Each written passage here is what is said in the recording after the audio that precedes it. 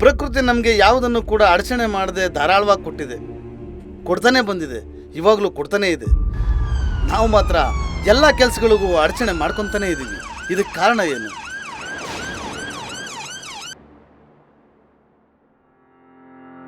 ಮನು,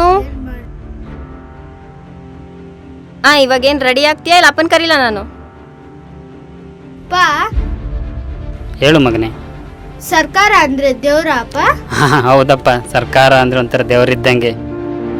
ಲಕ್ಷ್ಮಕ್ಕ, ನಿಮ್ಮ ಯಜಮಾನ್ರು ಗುಂಡಿ ಬಿದ್ದ ಬಿಟ್ಟವ್ರೆ.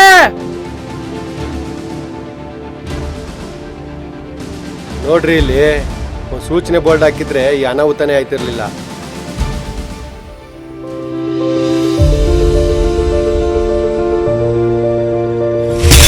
ವಾ,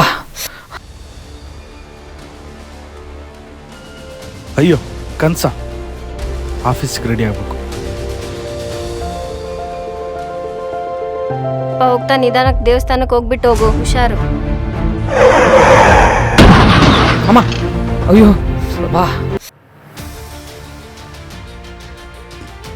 ಜೀವನ ಅಂದರೆ ಹುಟ್ಟು ಸಾವು ಎರಡೇನ. ಅಡಚಣೆಗಾಗಿ ವಿಷಾದಿಸುತ್ತೇವೆ, ಎಲ್ಲಿದೆ ಉಜ್ವಲ ಭವಿಷ್ಯ?